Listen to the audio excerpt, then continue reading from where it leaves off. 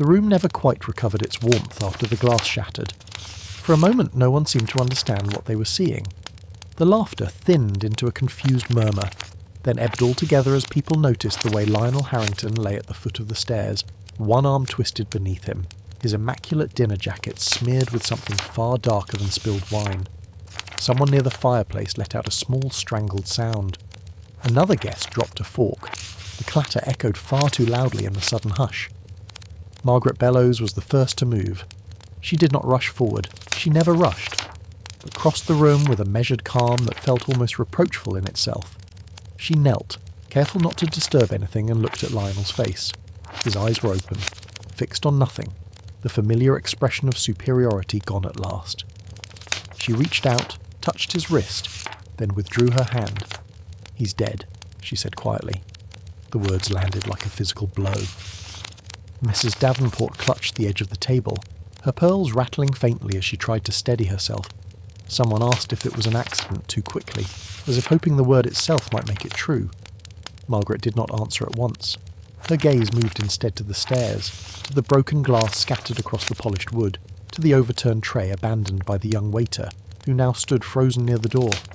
"An accident is possible," she said at last, "but not the only explanation."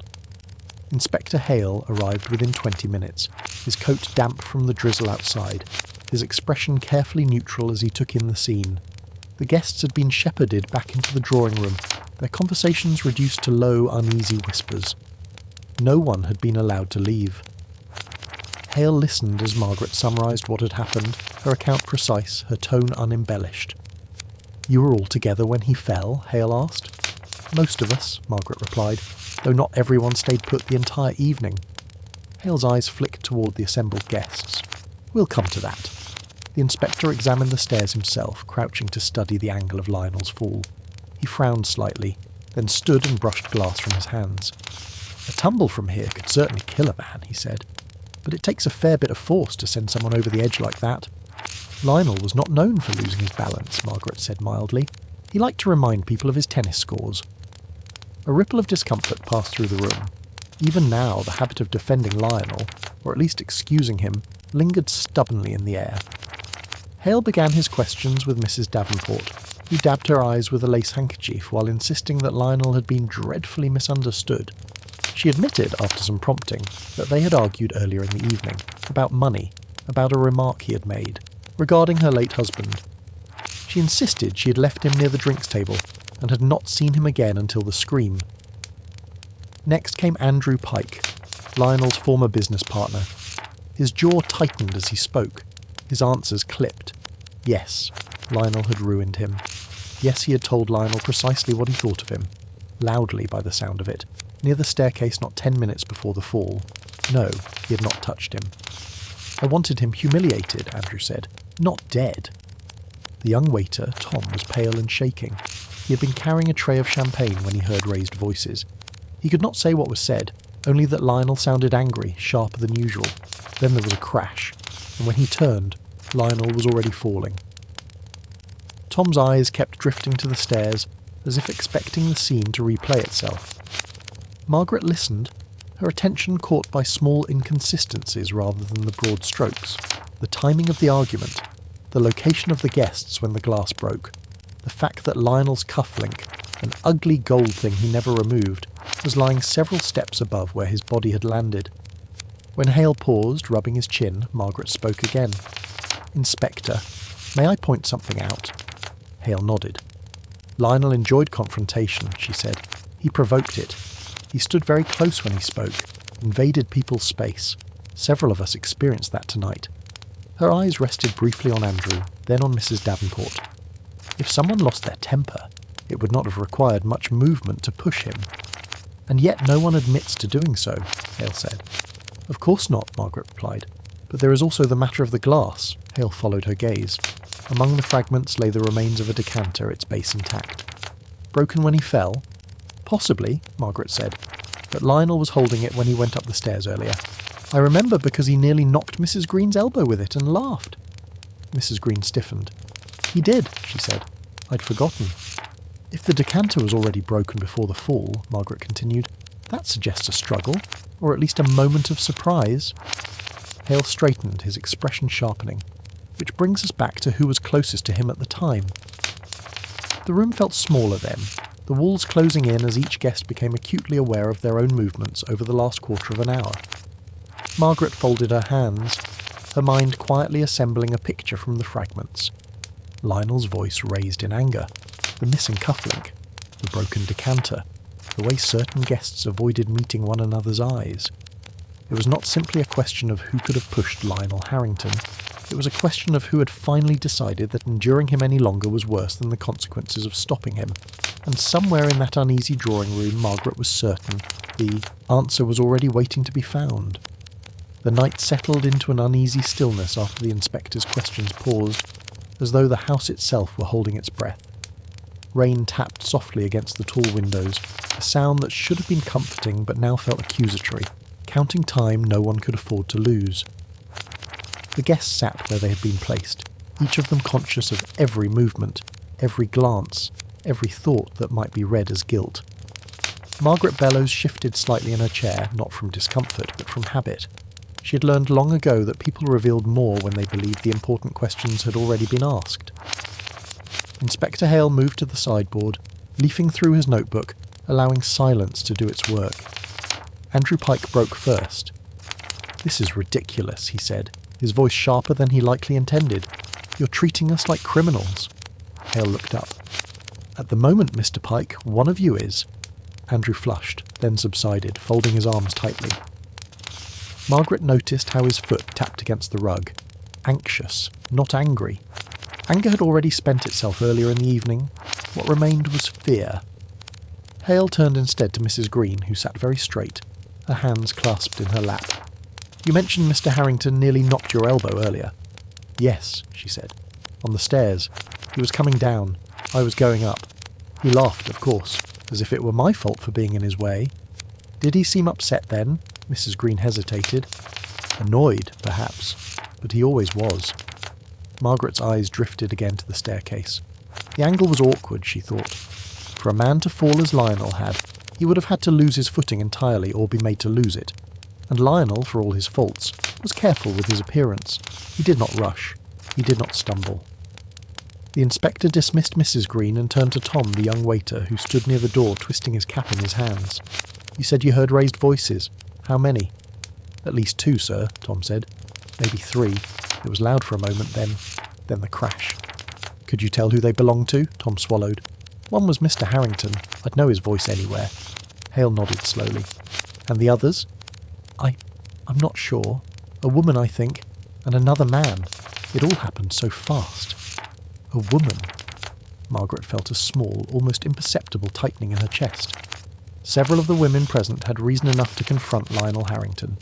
Words had been exchanged earlier, sharp ones, disguised as wit but heavy with resentment.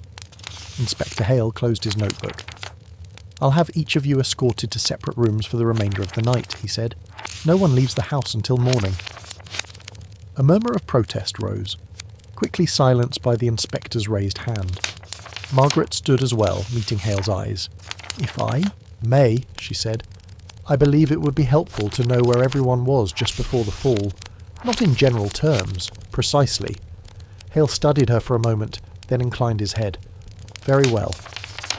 One by one they spoke again, this time with more care. Mrs. Davenport claimed she had been in the conservatory, collecting herself after her argument. Andrew said he was near the fireplace, nursing a drink he did not remember pouring. Mrs. Green insisted she had gone upstairs to fetch her shawl and was halfway back down when she heard the crash. Margaret listened, her mind quietly mapping their positions. Conservatory to stairs, fireplace to drinks table, upstairs landing. Too many paths converged near the same place at the same time. When it was Margaret's turn, she said simply, "I was seated near the window watching." Hale raised an eyebrow. "Watching whom?" "Everyone," she replied. Lionel had a way of drawing attention even when he was not trying. That, at least, was indisputable. Later, when the house had grown quieter and the guests had been shown to their rooms under discreet supervision, Margaret remained in the drawing room with Inspector Hale. A single lamp cast long shadows across the floor, turning the broken glass on the stairs into dull, glittering fragments. "You think this was deliberate?" Hale said. "I think Lionel Harrington made many enemies," Margaret replied, "and I think he underestimated how deeply he had wounded some of them." Hale nodded. "The missing cufflink bothers me. It suggests a struggle." "Yes," Margaret said. "And the decanter. If it broke before he fell, someone was close enough to him to knock it from his hand." "Close enough to push him," Hale added. Margaret did not contradict him. Instead, she walked slowly toward the stairs, stopping just short of the first step. "There is something else," she said. "Lionel never wore his cufflinks loosely. I once teased him about it. He said it was a habit from school. Everything secure, nothing out of place." Hale frowned. "So it wouldn't simply fall off?" "No," Margaret said. "Someone would have had to pull at him, or he would have had to grasp at someone else." They stood there for a moment, the silence thick with implication. Somewhere upstairs, a floorboard creaked as one of the guests shifted in their room, unable to sleep. Margaret folded her hands. "Whoever did this did not intend a spectacle," she said quietly. "They intended an end. The rest, the party, the witnesses, the confusion, was unfortunate, but acceptable." Hale looked at her sharply. "You're already narrowing it down." "I am," Margaret said. "And if I am right, the truth will not stay hidden for long. Guilt has a way of making itself known, especially in close quarters." Hale closed his notebook with a decisive snap. "Then we'd better be watching closely." Margaret's gaze drifted once more to the staircase, to the place where Lionel Harrington's life had ended. She was certain now that the answer lay not in how he fell, but in why someone had finally decided to stand their ground. And by morning, she suspected, that decision would come sharply into focus. Sleep came badly to everyone in the house, and to some it did not come at all. Margaret Bellows lay awake, listening to the subtle sounds that betrayed restless minds. The faint opening and closing of a door somewhere down the corridor, the creak of a bed as someone turned again and again, the muted cough of a guest trying to disguise nerves as a cold. Guilt, she had always found, had a particular rhythm to it.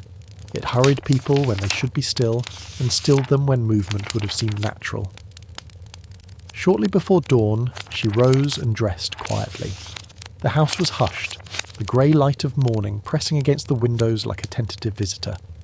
She paused in the hallway, noting which doors were shut, which stood just slightly ajar. Mrs. Davenport's was firmly closed, Andrew Pike's as well. Mrs. Green's, however, was open by a cautious inch. Margaret filed the detail away. Downstairs, Inspector Hale was already awake, nursing a cup of tea at the dining table. He looked up as Margaret entered, a trace of relief crossing his face. "I thought I heard someone moving." "Habit," Margaret said. "The mind works better when the body's occupied." Hale gestured to a chair. "I was just reviewing the statements again. They fit together too neatly." "Then they are almost certainly wrong," Margaret replied, sitting. "People lie most convincingly when they believe they are being sensible." Hale gave a short, humourless laugh. "You have a particular lie in mind?" "I have several," Margaret said, "but one in particular troubles me." She told him about the doors, not as evidence, but as atmosphere. Hale listened without interrupting, his gaze fixed on the tabletop. "Mrs. Green says she was upstairs for her shawl," he said. "That would explain her door." "Possibly," Margaret said, "but she said she was halfway back down when she heard the crash. That suggests haste. Yet her room shows no sign of it. Everything is neatly laid out. A woman who rushes usually leaves some trace of it behind." Hale considered this. "And the others?" "Mrs. Davenport is distraught," Margaret said. "But her distress is old. It predates Lionel's death. Andrew Pike, on the other hand, is frightened in a very immediate way. He is afraid of what we might discover, not of what he has done." Hale raised an eyebrow. "You're ruling him out." "I am saying his anger burned too hot and too openly," Margaret replied. "Lionel knew Andrew despised him. If Andrew had pushed him, it would have been in full view of that hatred. Someone else acted with more calculation." They were interrupted by a knock at the door. Tom, the young waiter, stood there, pale but composed, as if a night of worry had exhausted him past the point of panic. "Inspector," he said, "I remembered something." Hale straightened. "Go on." "When I heard the voices," Tom said, "I thought there were 3, but there might have been 4. One of them wasn't angry. It was pleading." Margaret leaned forward slightly. "A woman?" "Yes, miss," Tom said. "She said something like, Not here. I'm sure of it. Hale exchanged a glance with Margaret. Did you recognise her voice? Tom shook his head. No, sir, but it sounded close, like she was right beside him. After Tom was dismissed, Hale stood and began pacing. That narrows it down to motive and proximity. And temperament, Margaret added. Pleading suggests desperation, not rage. Someone who had more to lose than pride. Hale stopped. Mrs. Davenport. Perhaps, Margaret said, but there is another. They went to the staircase together. In daylight, the scene looked almost ordinary, stripped of the drama darkness had lent it. Margaret crouched near the step where the cufflink had been found. If Lionel grabbed someone, she said, it was instinctive. He was a man who held on. Hale followed her gaze to the banister. A faint scuff marked the polished wood, easily overlooked. Hale frowned. That wasn't there before. It was, Margaret said gently. We simply weren't looking for it. They returned to the drawing room as the guests were summoned one by one for further questioning. Mrs. Davenport wept quietly, insisting she'd gone to the conservatory to avoid causing a scene. Andrew Pike repeated his earlier account, adding nothing new. Mrs. Green, however, seemed less certain than before. Her story wavered at the edges, small details shifting under Hale's careful questioning. You said you went upstairs for your shawl, Hale said. Yes, she replied. I felt chilled. And yet several guests recall you remarking earlier that the house was stifling. Mrs. Green flushed. I suppose it cooled later. Margaret watched her hands. They trembled now, just slightly. Not with fear, but with restraint. Mrs. Green, Margaret said softly. Lionel Harrington threatened you earlier this evening. Mrs. Green's eyes snapped up. He had no right. No, Margaret agreed. He mentioned your brother, his debts. He implied he might speak of them. Mrs. Green's composure cracked then just enough. He was cruel, she said. He enjoyed it. Did you ask him not to do it? Margaret asked. Yes, Mrs. Green whispered. I begged him. Hale leaned forward. Did you meet him near the stairs afterward? Silence stretched. Mrs. Green looked down at her hands. I didn't mean for him to die, she said finally. The words hung in the air, not words. Yet a confession, but close enough to feel its pull. Margaret exhaled slowly. The shape of the truth was emerging now, fragile but unmistakable. And once seen, she knew. It could not be unseen. The silence that followed Mrs. Green's words was not the kind that demanded immediate action. It was heavier than that, weighted with all the things still unsaid. Inspector Hale did not move at once. He had learned, as Margaret had, that the moment after a near confession often yielded more than direct pressure ever could. Mrs. Green's shoulders sagged as if she had suddenly become aware of her own exhaustion. I never touched him, she said, her voice thin but steadying as she spoke. Not in the way you're thinking. No one has accused you of that, Hale replied evenly. Not yet. Margaret watched Mrs. Green closely. The woman's distress was no longer theatrical.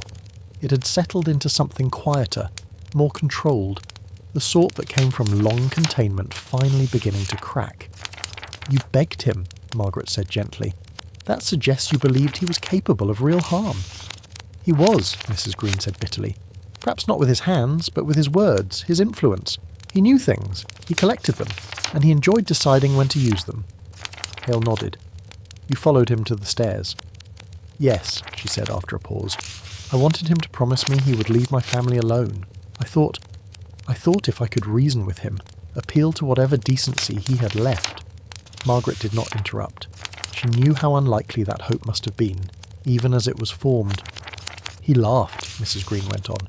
He said I should have thought of consequences sooner, that people like me always did things backwards. And then, Hale prompted. There was shouting, she said. Not just us. Andrew Pike was there too for a moment. He said something. I don't remember what, but Lionel brushed past him. Andrew walked away. Margaret's gaze flicked briefly to Hale. This aligned with Andrew's earlier account, though it placed him at the scene longer than he had admitted. I told Lionel not to make a scene, Mrs. Green said. I said, not here. That's what the waiter heard. Hale exhaled slowly. And the decanter? Mrs. Green hesitated.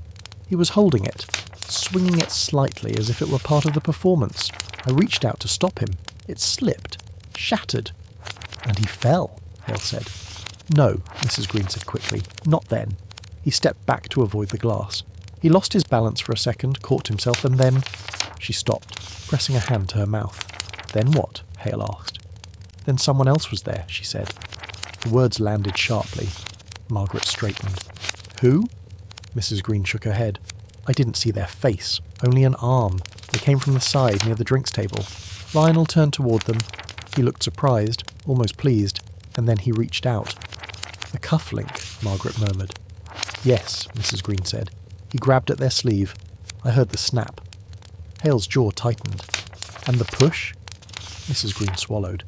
I don't know if it was meant to be one. There was movement, a struggle for a second. Lionel was heavy, off balance. It happened so fast. And you? Hale asked. I stepped back, she said. I was afraid. When he fell, I ran upstairs. I didn't think. I just ran. Margaret closed her eyes briefly. The shape of the evening sharpened further. You left him there, she said softly. Yes, Mrs. Green whispered. I thought he was alive. I thought someone else would help him. Hale stood. Mrs. Green, you will remain available for further questioning. He paused. You did not push him, but you did not prevent what happened. She nodded, tears finally spilling over, but Margaret's attention had already shifted. Inspector, she said, she's telling the truth as far as she knows it. Hale looked at her sharply. You think there was a second confrontation? I do, Margaret replied, and a second motive. They moved aside, speaking in low voices while Mrs. Green was escorted out. Andrew Pike? Hale asked. His anger was spent earlier, Margaret said, and he walked away. No, this was someone who arrived quietly at just the wrong moment. Someone Lionel believed he could still control, Hale frowned. Mrs. Davenport. Yes, Margaret said. Her grief is complicated. Her finances depend on Lionel's silence, and unlike Mrs. Green, she would have been calm enough to stand close without drawing attention. Hale nodded slowly. She claimed she was in the conservatory, which no one can truly confirm, Margaret said, and which places her close enough to intervene without being seen. The house stirred as the remaining guests were summoned again. Mrs. Davenport entered the room pale but composed, her expression carefully arranged. Margaret watched her take in Hale's posture, the shift in attention, and adjust herself accordingly. Mrs. Davenport, Hale said, did you see Lionel Harrington on the stairs after your argument? She hesitated for the briefest moment. I may have, she said. I don't remember clearly. Margaret felt it then, a subtle tightening in the room, the almost imperceptible sense that the story was about to turn. Mrs. Davenport clasped her hands together, her knuckles whitening as she spoke. He said something unforgivable, she said, about my husband, about what he owed him. And you followed him, Hale said. I wanted him to retract it, she replied. I wanted him to leave me alone. Margaret leaned forward slightly. And when you reached the stairs, Mrs. Davenport's gaze dropped. Davenport's gaze. I saw him struggling with Mrs. Green. I tried to separate them. He turned on me instead. And then, Hale said.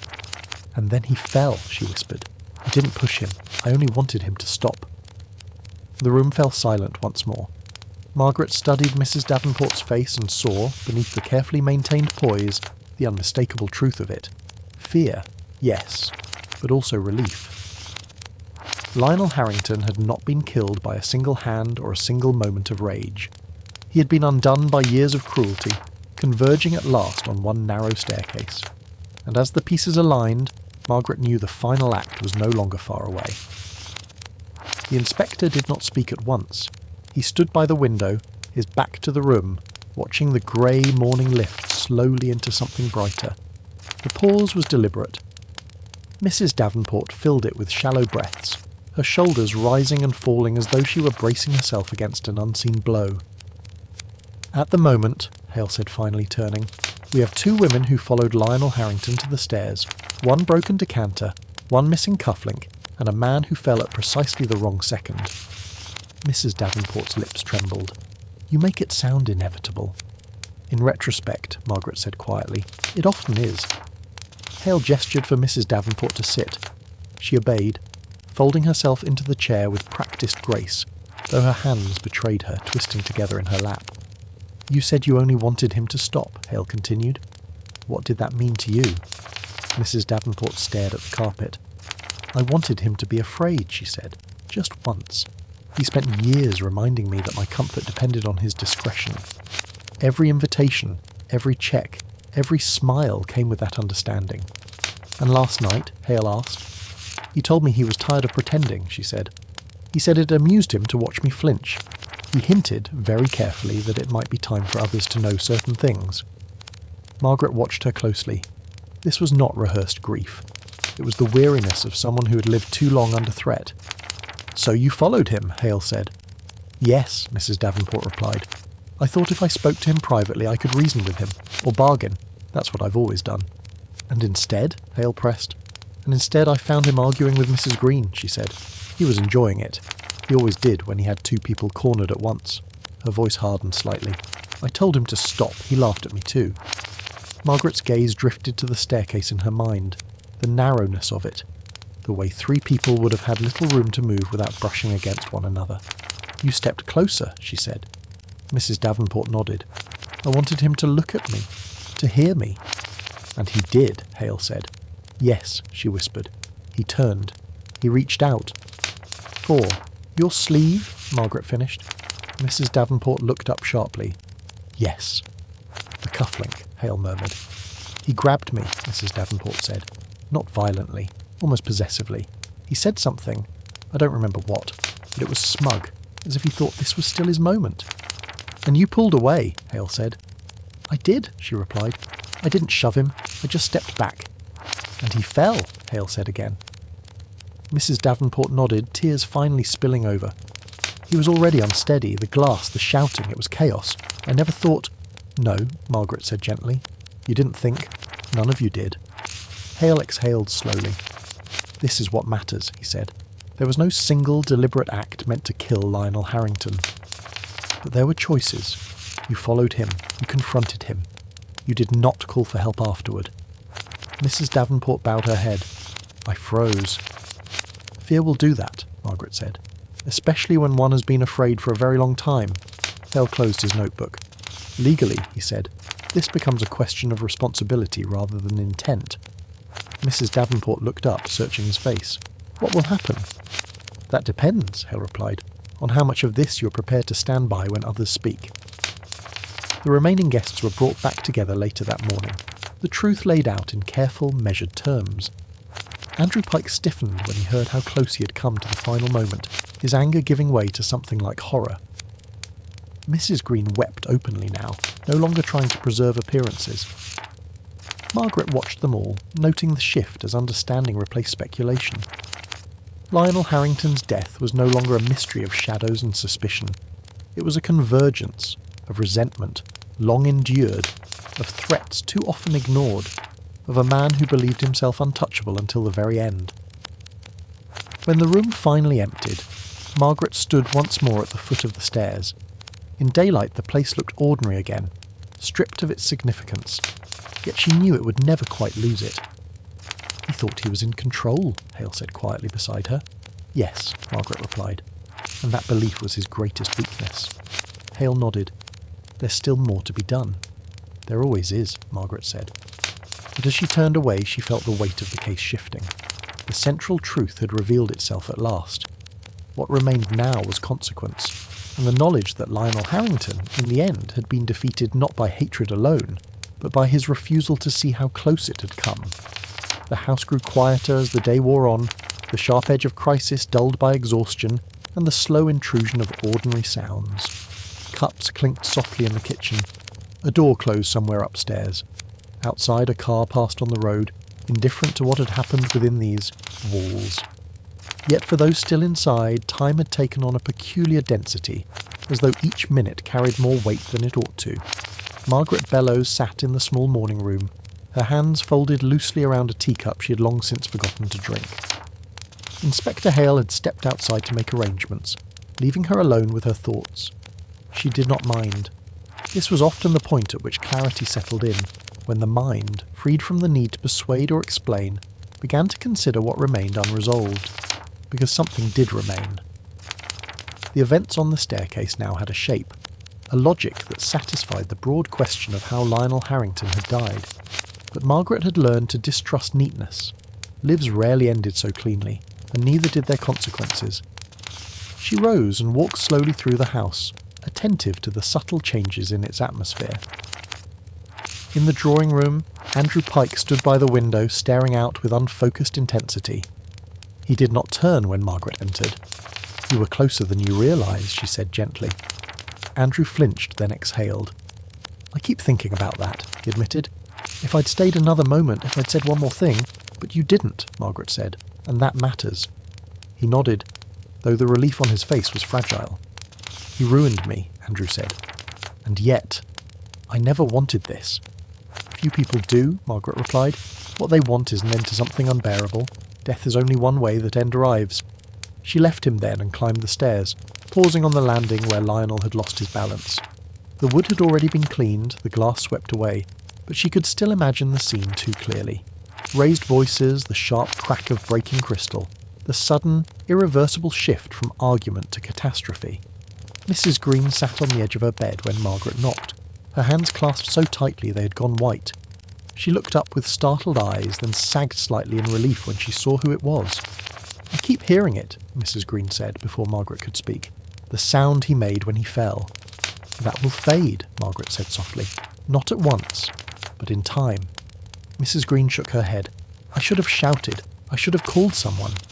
"Yes," Margaret said, "and you will tell yourself that many times. But fear narrows the world. It makes everything feel very small and very urgent." Mrs. Green swallowed. "Do you think they'll believe me?" "I think the truth you told is already doing its work," Margaret replied. "You were not the cause, but you were part of the moment." Mrs. Green nodded, tears sliding silently down her cheeks.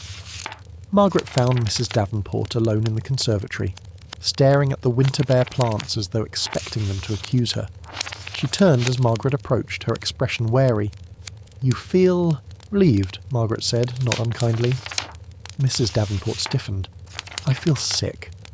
"And beneath that," Margaret continued, relieved, "he can no longer threaten you." By evening, the house had taken on a strained civility, as though everyone were collectively pretending that restraint alone might undo what had happened. Suitcases appeared in hallways. Voices softened. Even footsteps seemed apologetic. Inspector Hale had allowed limited movement now, though no one was permitted to leave without speaking to him first. The worst of the waiting was over. What remained was endurance. Margaret Bellows observed it all from the margins, as she always did.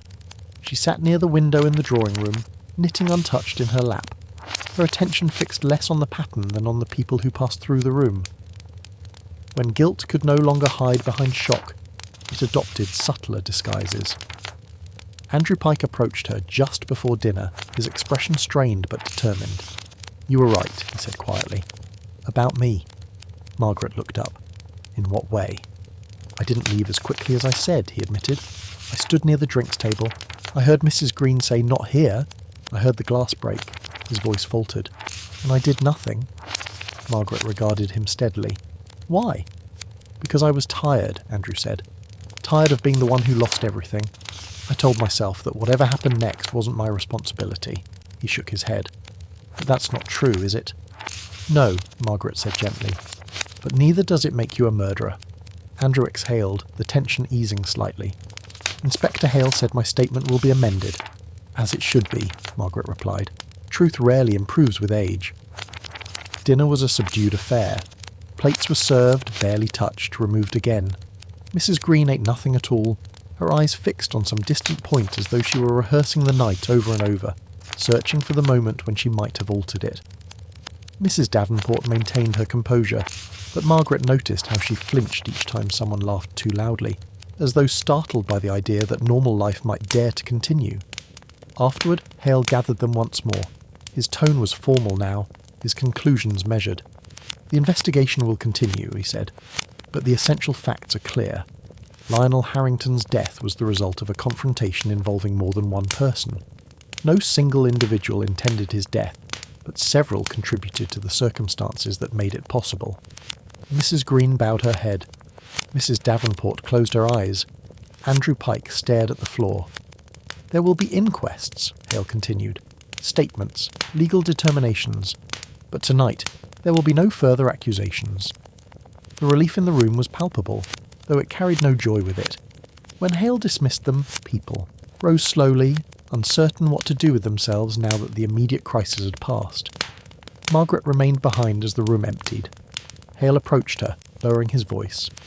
"You've changed how this will be remembered," he said, "from a crime of passion to something more complex." "It was always complex," Margaret replied. "We simply prefer simpler stories." Hale nodded. "There's one thing I still don't understand. Lionel had power, but he wasn't violent. Why did everyone react as though he might be?" Margaret considered this. "Because threats need not be physical to feel inescapable. Lionel controlled futures, reputations, livelihoods. To those who depend on such things, that is violence enough." Hale absorbed this in silence. Later, as night settled once more over the house, Margaret stood at the top of the staircase looking down. The place no longer felt charged, merely sad. Lionel Harrington had built his life on the assumption that others would always step aside. When they finally did not, he had been unprepared. Behind her, a door opened softly. Mrs. Davenport stood there, hesitating. "Will you think badly of me?" she asked. Margaret turned. "I will think of you honestly," she said. "That is not the same thing." Mrs. Davenport nodded, as though that answer were both heavier and kinder than anything else she might have received. When Margaret returned to her room later, she did not sleep at once. She sat by the window watching the lights of the house go dark one by one. The case was nearing its end, but its meaning was still unfolding. What had happened on that staircase would not fade neatly into the past. It would linger in altered lives, in cautious silences, in the unspoken understanding that cruelty, left unchecked, eventually invites consequence. And that, Margaret knew, was the quiet truth no one in the house would ever quite escape. Morning came with a clarity that felt almost cruel. Sunlight streamed through the tall windows, illuminating dust motes that drifted lazily through the air, indifferent to the weight the house still carried. The night's tension had thinned, but it had not vanished. Instead, it had settled into something quieter, an aftertaste of unease that no amount of daylight could quite dispel. Margaret Bellows descended the stairs slowly, her hand resting lightly on the banister. The place where Lionel Harrington had fallen no longer demanded attention, and that, she thought, was perhaps the most unsettling thing of all. Tragedy, once examined and named, had a way of retreating into ordinariness. Inspector Hale was already at the breakfast table, papers spread before him. He looked up as Margaret entered. "We'll be leaving soon," he said. "Statements are complete. Arrangements have been made." "Yes," Margaret replied, "but you are not finished." Hale gave a thin smile. "No, I suppose I'm not." They spoke quietly over tea. The legal language was precise, careful to assign responsibility without overreach. There would be no sensational charges, no dramatic arrests.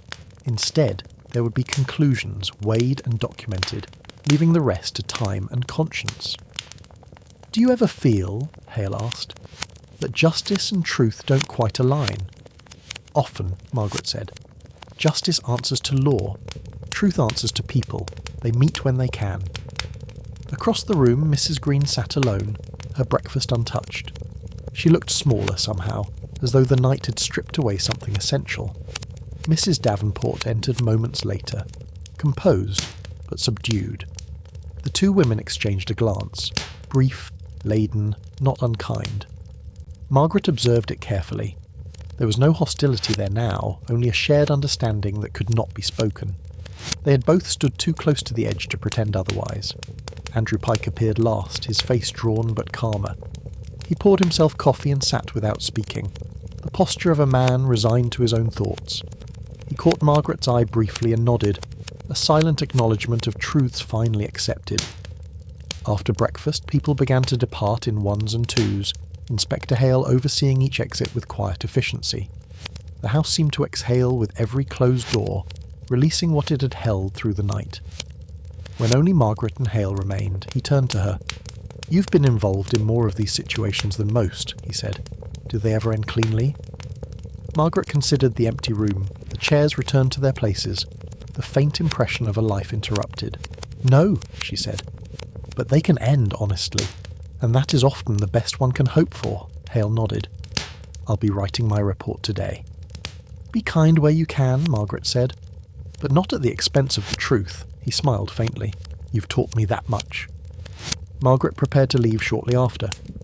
As she gathered her things, she paused once more at the foot of the stairs. The banister gleamed in the morning light, polished and unremarkable. It would host countless hands in the years to come, none of them aware of the moment that had once unfolded there. Before she reached the door, Mrs. Green approached her, her expression tentative. I wanted to thank you, she said, for listening, for not reducing things. Margaret inclined her head. People are rarely reducible, she said. Events are more so. Mrs. Davenport followed a moment later. I don't know what comes next, she said quietly. No one ever does, Margaret replied. But you will face it more freely than before. Outside, the air was crisp, the world stubbornly ordinary.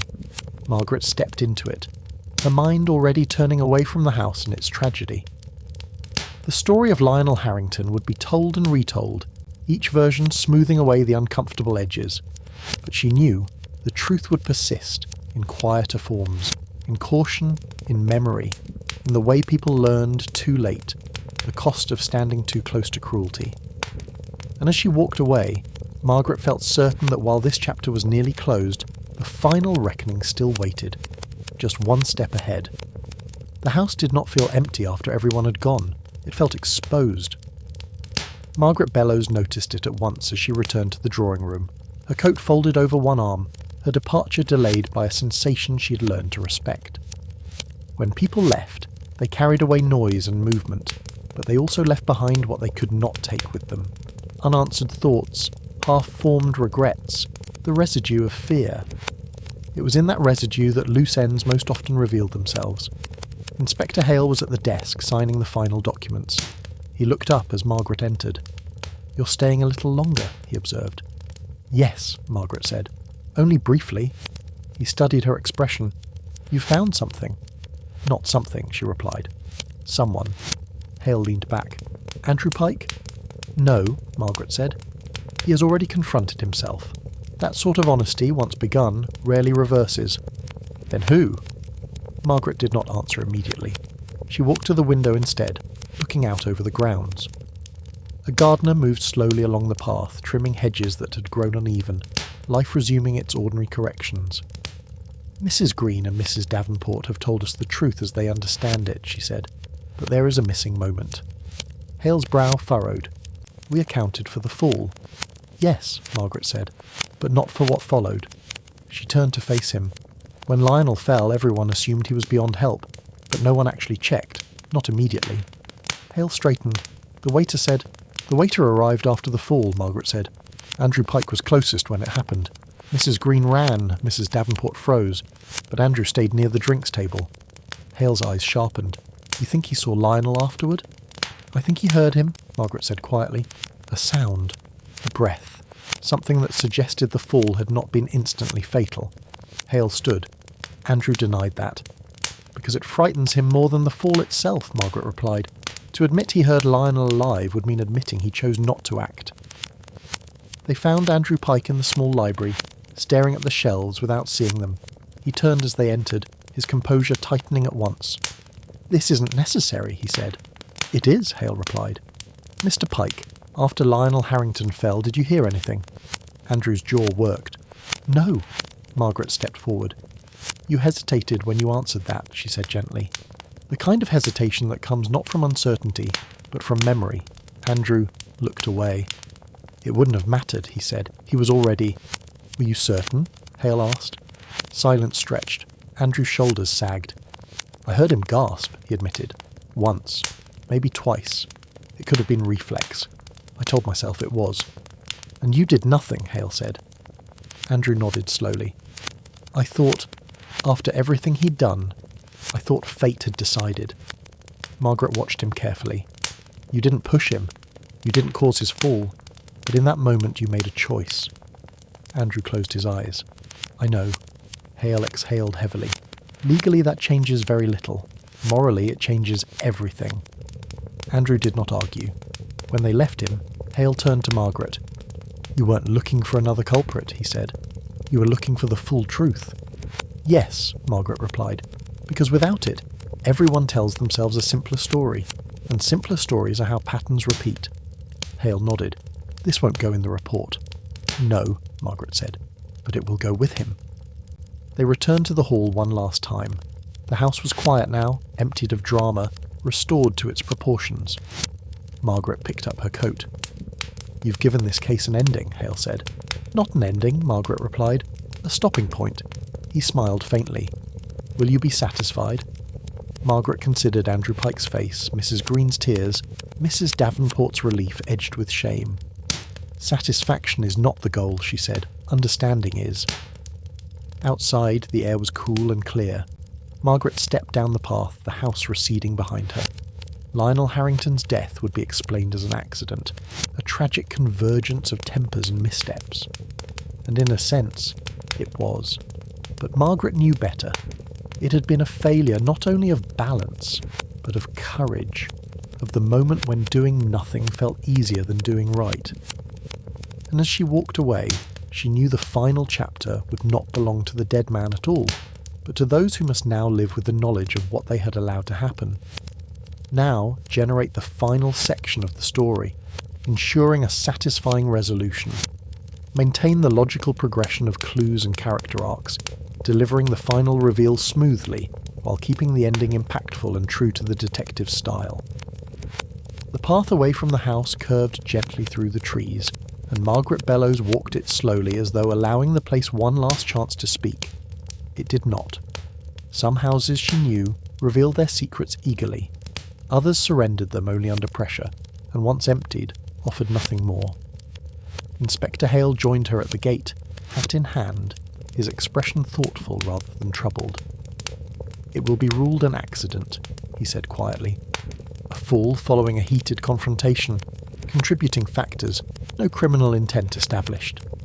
Margaret nodded. That is the correct conclusion, as far as it goes. And the rest? Hale asked. The rest belongs to memory, she said, and to conscience. The law has limits. Human understanding does not. They stood for a moment in companionable silence. Hale glanced back toward the house, its windows now reflecting only sky and trees. Andrew Pike will carry his share, he said. So will the others. Yes, Margaret replied, but not equally. Guilt distributes itself unevenly. It always has. Hale smiled faintly. You'll leave now? I will, she said. There is nothing more for me here. He hesitated, then spoke again. You could have pressed harder, forced a reckoning that went beyond what anyone asked of you. Margaret considered this. A reckoning imposed rarely teaches, she said. One accepted does. They parted then, Hale returning to his duties, Margaret continuing down the road alone. The morning air was brisk, carrying the scent of damp earth and early leaves. Life moved forward around her without ceremony, as it always did, indifferent to the moral weight individuals carried within it. As she walked, her thoughts returned not to Lionel Harrington's fall, but to the moment before it, the convergence of people who had endured too much for too long, each believing themselves powerless, each discovering too late that power unused can be as dangerous as power abused.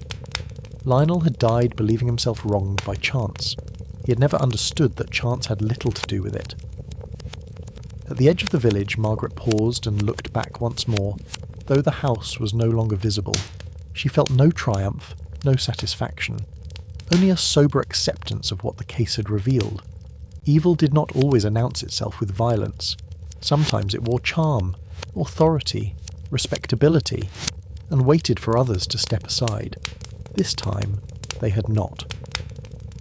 Margaret adjusted her coat and continued on, the road opening ahead of her.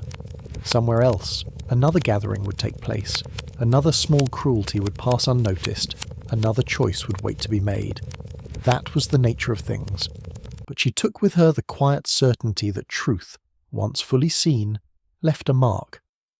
And for those who had stood on that staircase, whether in anger, fear, or silence, the mark would endure far longer than any verdict ever could.